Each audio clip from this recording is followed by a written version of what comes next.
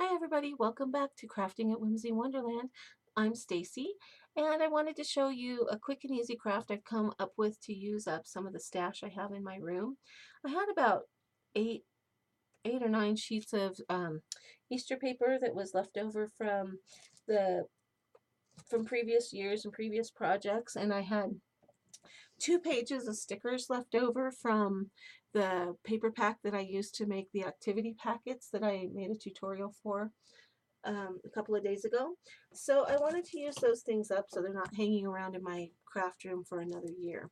So what I did is I took the paper that I had around my room and I cut it into 6 by 4 inch rectangles and 3 by 4 inch rectangles. You need one of each per card. I found these card blanks, at a clearance center here in Utah called the NPS store, and it was in the ultra clearance center where you fill a bucket for $10. And so I got these card packs for less than $1, and there's got to be at least 50 in there. The reason they were in there is because they have this embossing on them. See if I can hold it up where you can see it. It says Gordon's Jewelers on it, so they must have gone out of business and they didn't need these cards anymore. So because it's embossed, I needed to be able to cover it with something on the outside and the inside. So I was going to use this paper originally as a liner on the inside of the card, but then I realized this is too busy and you can't write to Timmy from Grandma or whatever on it. So I decided to put it on the outside. That way it decorates the front and the back. It uses up my paper stash and it's really inexpensive to make. Then I cut a smaller piece to go on the inside to cover up the embossing. This part stays clear so that you can write on it to and from. Then I put 4 of them into a little package, a plastic pack, and tied some baker's twine around it. And these will go in the dollar bin at my craft sale this weekend. I don't have a lot of Easter craft sales available to me, and so I don't do a lot of Easter crafting. So I just wanted to get used up with what I had. So the first thing I'm going to do is I'm going to fold my card on the score line. The nice thing about pre-purchased cards is they're already scored for you. Then I'm just going to fold my 6 inch by 4 inch piece of paper in half. Now when these cards get folded up, they end up measuring 3.5 inches by 5 inches. So it's a little smaller than your normal, I think it's A2 card.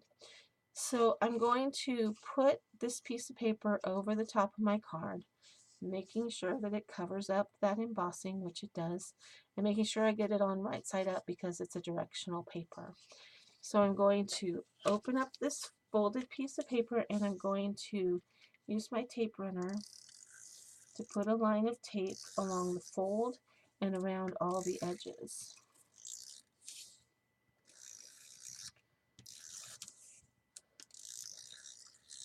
I have an ATG gun coming today. Can't wait. Alright, so the next thing I'm going to do is, without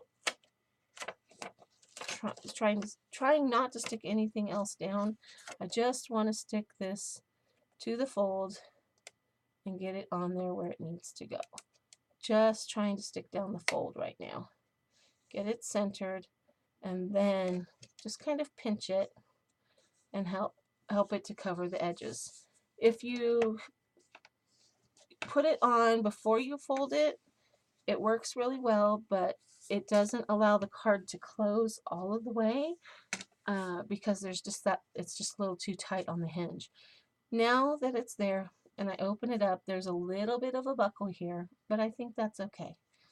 All right, it allows the card to stay mostly closed, and that's what I like. I'm not going to do anything to the front of this because these are just inexpensive note cards and I think they're decorated already. The paper's kind of busy as it is. So I'm going to open it up, and there you see that embossing I have to cover up on the inside. So I have a matching piece of paper that's cut 3 inches by 4, and I'm just going to do the same thing, run a bead of, or a line of tape, can't drive straight today, run a bead of tape around the outside edge, making sure I have it right side up because it's directional, and centering it on the card. Now, I would have probably cut this to be 3¼ to 3½ inches wide, probably 3¼ but I was trying to get as much use out of that little bit of scrap paper I have left. So I cut it to 3, and I don't mind the extra wide border on the side. I think it's okay. So this bottom part gets left empty so they can write to and from on it, or a little message for the recipient. And pretty much it's done, except for this says Happy Easter and whatnot, and I think it's really cute. So I'm going to take this little blue bunny off of my sticker page, and I'm going to stick him down here in the corner just for a little decoration. Like I say, I'm just trying to use up the sticker because stickers lose their sticky after a while, so I just want to make sure.